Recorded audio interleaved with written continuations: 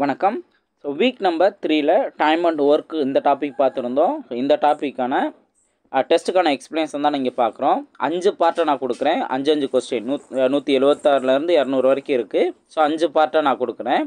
இதில் இந்த time and ஒர்க்கில் ஒரே ஒரு இந்த ஸ்பீட் அப்படிங்கிற டாபிக் இருக்குது. பட் அந்த கொஸ்டின் இங்கே கேட்கல. ஸோ அந்தக்குரிய வீடியோவை நான் தனியாக நான் கொடுக்குறேன். ஸோ அதை நீங்கள் பார்த்துக்கோங்க. ஸோ அதிலே ஒரு 2-3 மாடல்ஸுங்கிறது இருக்குது. ஸோ அதை ஒன் பை ஒன்னாக நம்ம பார்த்துக்கலாம். இப்போ இதற்கான எக்ஸ்ப்ளனேஷன் பார்க்கலாம். 176வது கொஸ்டின். ஒரு இருசக்கர வாகனம் 100 கிலோமீட்டர் தொலைவை கடக்க 2 லிட்டர் பெட்ரோல் தேவைப்படுகிற எனில் 250 கிலோமீட்டர் தொலைவை கடக்க தேவையான பெட்ரோல் எவ்வளோ அப்படின்னு கொஸ்டின் கேட்டிருக்காங்க.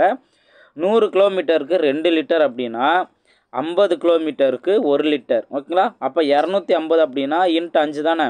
அப்போ 5 லிட்டருங்கிறது தேவைப்படும். ஓகேங்களா? ஆர் நேர்மாறல் எதிர்மாறல் கான்செப்டில் பார்த்துக்கலாம்.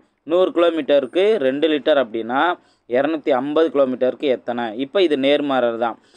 தொலைவு இன்க்ரீஸ் ஆகுது அப்படின்னா பெட்ரோலோட எண்ணிக்கை இன்க்ரீஸ் ஆகும். அப்போது இது நேர்மாறல். நேர்மாறல் அப்படிங்கிற போது என்ன சொல்லியிருக்கேன்? குறுக்கு பெருக்கல் அப்படின்னு சொல்லியிருக்கேன்.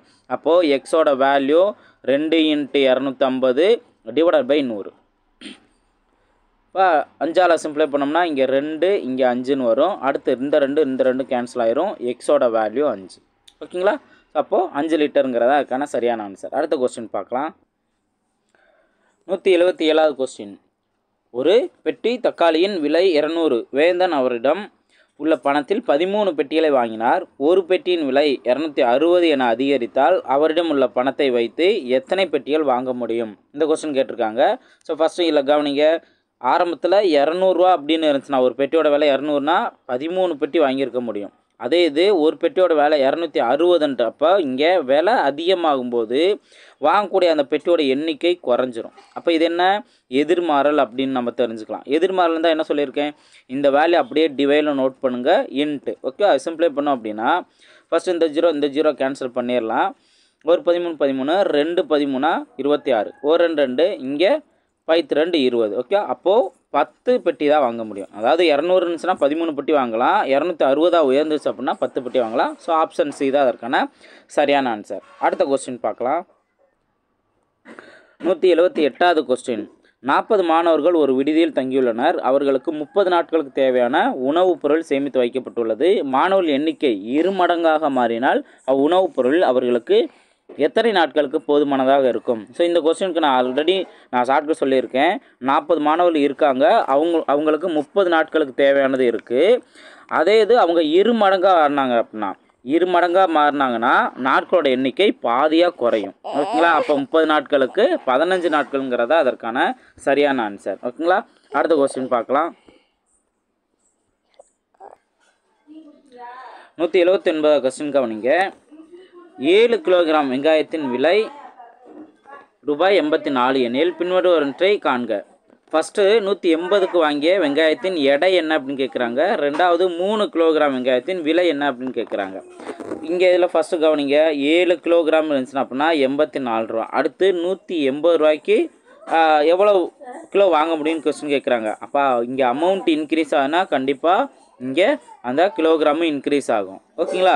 அப்போ இது நேர்வீதமாக இருந்தால் கிராஸ் மல்டிபிள் அப்படின்னு சொல்லியிருக்கேன்னா, அப்போது 7 × 180 டிவைடட் பை 84. இப்போ 7ஆல் சிம்ப்ளை பண்ணோம் அப்படின்னா இங்கே 12ன்னு வரும்.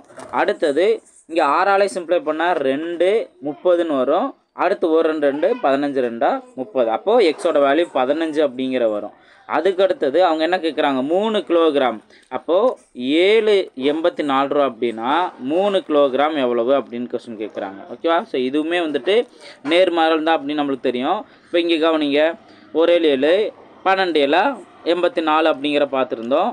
நெக்ஸ்ட்டு 12 × 3. ஓகே, 12 × 3 36. ஆப்ஷன் சி தான் அதற்கான சரியான ஆன்சர். இதில் நீங்கள் ஃபஸ்ட்டு பார்ட்லேயே நீங்கள் 2வது 36 கண்டுபிடிக்கணும் அப்படின்னு அவசியம் இல்லை. 15 நம்ம கண்டுபிடிச்சதுலே ஆப்ஷன் சி தான் அதற்கான சரியான ஆன்சருங்கிற நோட் பண்ணிக்கலாம். அடுத்த கொஸ்டின் பார்க்கலாம்.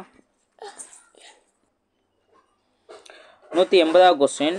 ஒரு மாணவரால் 15 நிமிடங்களில் 21 பக்கங்களை தட்டச்சு செய்ய முடியும். இதே வேகத்தில் அந்த மாணவருக்கு 84 பக்கங்கள் தட்டச்சு செய்ய எவ்வளவு நேரம் ஆகும் அப்படின்னு கொஸ்டின் கேட்குறாங்க. இது 2 விதங்களை சால்வ் பண்ணலாம். ஃபஸ்ட்டு லாஜிக்காக நீங்கள் யோசித்து பாருங்கள்.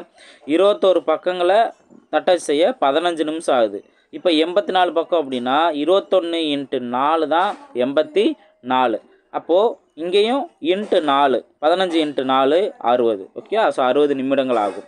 அப்படி இல்லை நேர்வீத எதிர்வீத கான்செப்ட் அப்படின்னா 15 நிமிஷம் 21 பக்கங்கள். இப்போ 84ங்கிற போது எக்ஸ் வேல்யூ எப்பயும் போல் நம்ம குறுக்கு பெருக்கல் நம்ம பார்க்குறோம்.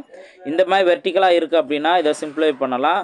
இப்போ இங்கே 21 இன்ட்டு 4 84. இப்போ 4 இன்ட்டு 15 60 அப்படிங்கிற நோட் பண்ணிடலாம். ஓகேங்களா? ஸோ ஆப்ஷன் ஏ தான் அதுக்கான சரியான ஆன்சர். செகண்ட் பார்ட்டில் 181 இருந்து 185 வரைக்கும் பார்க்கலாம்.